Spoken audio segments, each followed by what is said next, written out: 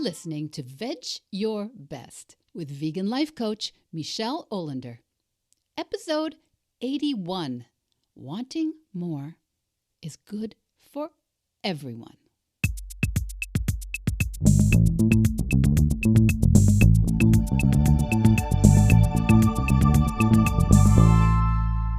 Welcome back, Vedge Heads, Vedge Your Besties. If you're new here and you're not sure you belong, let me just say welcome. Welcome. And yes, I think you probably do belong. More and more of you are finding this podcast, which is so fun. More people finding Vedge Your Best and following on Instagram. And, I thought we would take a few minutes today. I would take a few minutes today to introduce myself, to introduce my work a little bit, and introduce you to the coaching I do, especially aimed at those of you who are new to Vedge Your Best. Because if you're looking for smoothie ideas, honestly, I will be glad to point you in the right direction. But I don't like smoothies, and I don't usually discuss recipes for food. But here we do discuss recipes for a fun and engaged vegan life. And I'm happy to share any resources I have, all the resources I have to support your vegan journey, whether it's new for you or well-established. So, many of you know I'm a life coach, a certified life coach, and I'm a practicing vegan. And what do I say? I show up here every week on this podcast to encourage you to eat more plants and to take on an impossible goal. And recently, there has been a flurry of people reaching out with questions, asking for coaching, wondering if coaching's for them. So I thought I'd talk about that for a few minutes this week. Because if I had to choose one thing that my coaching clients have in common, it's that they want something more, but they think they shouldn't. They think it's asking too much. They want something more, but they think they shouldn't. They think it's asking too much. Now, I call myself a vegan life coach because I'm vegan and because I believe that I am the life coach for vegans, wherever they find themselves on the spectrum of veganism, whether you are a lifelong vegan or you're just beginning your vegan lifestyle. Or maybe you've been vegan and dropped that practice or part of that practice, or you're somewhere in the middle. I know about this process. I know about this process of aligning what it is you say you want with how you actually show up, how you live. So, since I am vegan, and since I actually do believe that living as close to vegan as possible is a recipe for an amazing, connected, compassionate, and proactive life, I have dedicated this part of my life to developing the tools and skills of life coaching, the skills that have helped me make real progress on dozens of issues in my life. And I have taken those skills and I'm ready to use them to support clients who really resonate with the idea of veganism, wherever they are. But a lot of us don't sign up for coaching because, we tell ourselves, what's a coach know that I don't already know? I thought that for a long time. A lot of us don't think we actually need help going vegan because, we say to ourselves, what's the big deal? I just stop using and consuming animal products, right? I already know that. Meatless Mondays, I know. Swapping out dairy with plant-based milks and cheeses, yeah. Beans, greens, grains, fruit, fungi, seeds, I know. Health, environment, ethics, I know all of it. I know what to do, you might be saying. I'm just not doing it. Is there a part of your life where you think that? Do you think something like, I know I need to eat right, I'm just not doing it. I know how to exercise, I'm just not doing it. I know I should love my partner and my family just as they are. I know I should avoid plastic, take time for my art, journal regularly, contribute to my community, say nice things to myself. I'm just not doing it. I know I should spend less and scroll less and judge myself and others less often and less harshly. I'm just not doing it. And I know how to get organized. I know how to read ingredient labels and get motivated and get it together. I'm just not doing it. Sometimes we even say, I know I can change my attitude about all of it. I'm just not doing it. Have you ever thought that?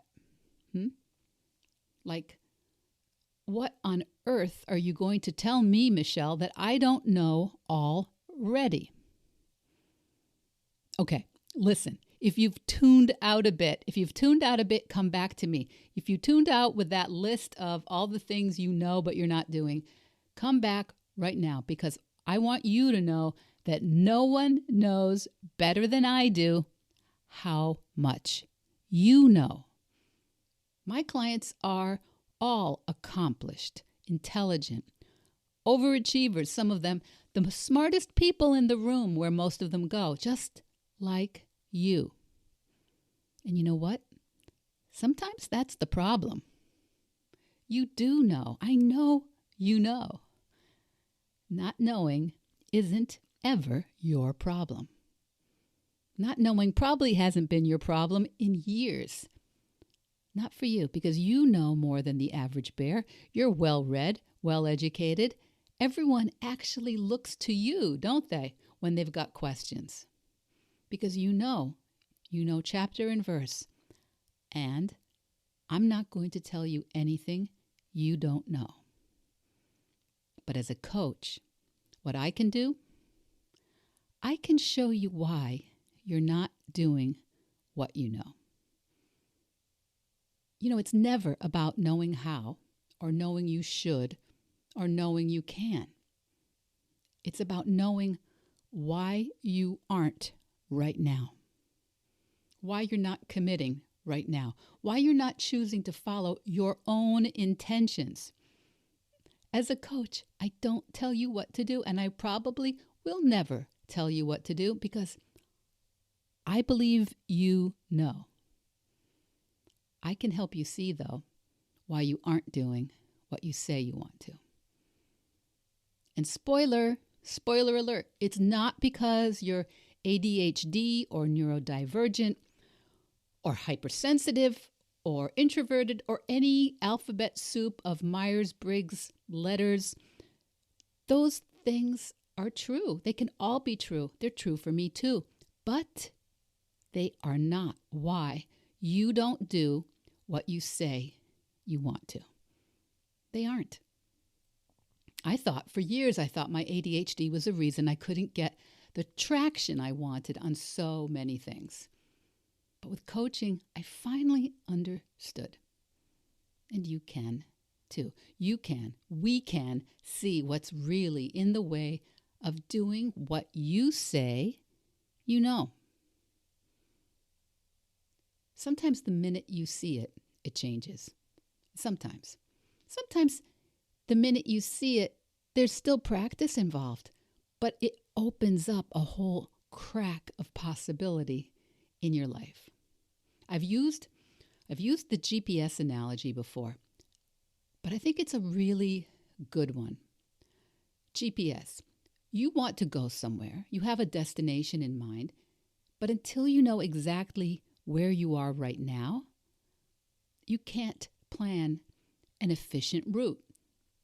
The minute you know where you are, the process is pretty straightforward. It doesn't mean there won't be some obstacles, but it's straightforward. You can visualize it. You can move along the route. But to get clear about where you are right now, we need to cut through the stories, the excuses, the explanations, the defensiveness, the self-judgments. We need to get through all of that and understand that, you know what? There are very good reasons for why you're doing what you're doing right now. excellent reasons. What you're doing right now makes all the sense in the world. And if you want, you can choose something else. You can. You can do what you want to do. You can create what you want to create. You can live any life you want to live. And I don't care how much you know, how many books or articles you read, how many degrees you earn, how many certificates you get. If you don't know what's in the way of doing what you know right now, then you don't know the one thing that matters. As a coach, I get the privilege of showing you where you are right now by showing you your own brain, your own thoughts. And I get to show you in a way you probably haven't looked at them before, because there's no pathology there. There's nothing wrong with you. Nothing. Knowing what you're thinking, how you're interpreting the world right now, and seeing how those thoughts are stopping you right now is going to allow you to finally do all the things you've always wanted to do. Any of the things you want to do. So, remember what I said at the very beginning. If I had to choose one thing that my clients all have in common, it's that they want something more, but they think they shouldn't. They think it's greedy to want more. They think it's selfish to want something different. They think this is the wrong time, or it's going to upset everyone around them. That being vegan or being in great shape or starting a business or developing their art, they think it's going to hurt their marriage, be a problem in the family, or that it will look greedy and entitled. I thought that for years. And I'm ashamed to say that I hid behind my kids and husband and my nice life, thinking that should be all I ever need. And instead of me feeling more connection to my family and more gratitude for my life, I actually felt a lot of guilt and a lot of shame. I felt guilty that I wasn't satisfied with all the great things I had. I felt shame that I wasn't a better person who just counted her blessings and forgot all those crazy ideas. So if you think you don't need a coach because you know what to do, you're just not doing it, I want to tell you that that's what coaching is perfect for. And you are perfectly normal and perfectly human. There's a huge difference between knowing and doing, and that difference is always found inside your own head, in your own brain. If someone is doing something differently than you, it's not because they're better or stronger or more disciplined or more evolved or more anything. It's just because they're thinking about it differently. For example, once upon a time, I thought that cows, chickens, pigs, sheep were all food, and that dogs, cats, bunnies, not food. So I'm not better or more disciplined or more evolved now, but my thinking is different. I no longer think of those things as food. I don't think that cows, pigs, chickens, or animals in general are food. Well, I know exactly how it feels. I hear from people like yourself every day who say, yeah, I know, I'm such a slug. I'm a big baby. I have zero attention span. I'm a mess. I'm undisciplined. And it turns out none of that's ever been true. It wasn't true for me. It isn't true for you. But until you learn how to manage your brain and make friends with where you are right now, without harshness, without judgment and defensiveness, The only way to change is to grind. You have to use all that efforting, that white knuckling, the willpower, and it works. It works, but it tends to only work for a while. If you want to do something, I think it's really, really important to cherish that thing, to cultivate that desire. It doesn't mean your family isn't enough. It doesn't mean that you aren't grateful for what you have. I was afraid for years that people would say things like, "Wow, is nothing enough for you? You should be satisfied with that beautiful family you have. Must be nice to have time for dreams and goals." And when I thought that, I filled my days with an effort to look as busy as possible, to be as productive as possible, to seem as responsible as possible, in an effort to try and prove that I deserved what I had and that I was grateful. An effort to avoid being accused of being ungrateful or spoiled or flaky. But of course, the person that was accusing me, well, that was always just me. And this year, as the year gets going, starting now, the spring of 2022, here on the podcast, on Vedge Your Best, we're going to try and give you a sense of what coaching with me is like. We're going to try and make sure that you get a sense of the coaching tools and ideas that are available to you and the insights that my clients come up with. I always start a new client with a limited number of one-on-one sessions. It's always 8 weeks because I think 8 weeks shows both of us what we're capable of. And I love that format. A lot of coaches prefer 3 months or 6 months. 8 weeks for me is what gets me excited about working with a new client. And I think it's what gets clients excited about working with a coach, the 8-week time frame. Later on, we can sign on for longer, sure. But for an initial client, I like 8 weeks.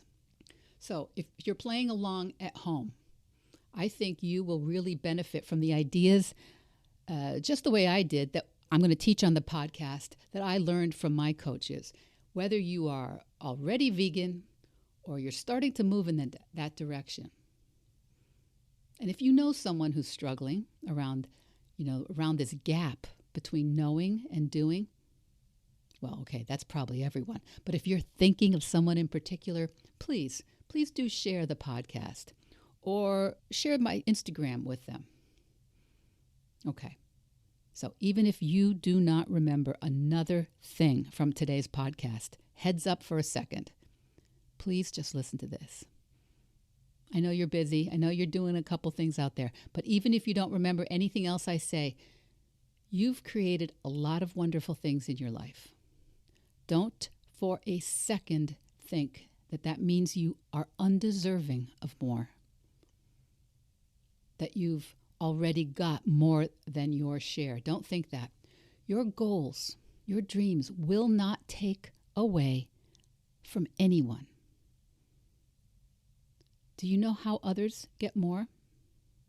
By people like you creating more, building more, trying more, getting out there more, inspiring more, sharing more, caring more, having more fun, using this one wild and precious life to its fullest to be an example of what is possible.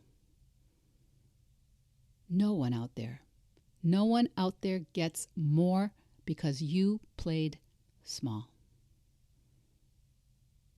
If you're ready to talk about doing the work together, one-on-one for 8 weeks, rather than waiting for the podcast every week, of course you can book yourself into my calendar through the show notes or on my website or through the links in my Instagram, Vedge_your_best. Vedge Your Best. Easy to find me. And we can talk about whether you're ready to make a big difference in showing up for yourself. I know one thing for sure, that just signing up to work with a coach, very often it's that spark that unlocks a lot of resistance. Wait, spark unlocks? That is a mixed metaphor. I don't know what I'm trying to say. Just signing up to work with a coach is very often what unlocks a lot of resistance. And it makes a lot of excuses just kind of evaporate. A lot of things will start falling into place when you make that first step. Wanting more, it's not just for you. Wanting more is good for everyone around you. And in the meantime, I'm here every week. We're working on some super interesting interviews in the weeks ahead. And if you haven't downloaded my free ebook, 5 Reasons Vegan Challenges Are Impossible, and Why You Should Do Them Anyway, the link is in the show notes. Talk to you next week. Veg Your Best podcast production, music, and editing by Charlie Weinshank. Thanks, Charlie. Before you go, it would mean so much to me and the Veg Your Best team if you would hit subscribe, leave us a 5-star review, or share with someone you think might be interested.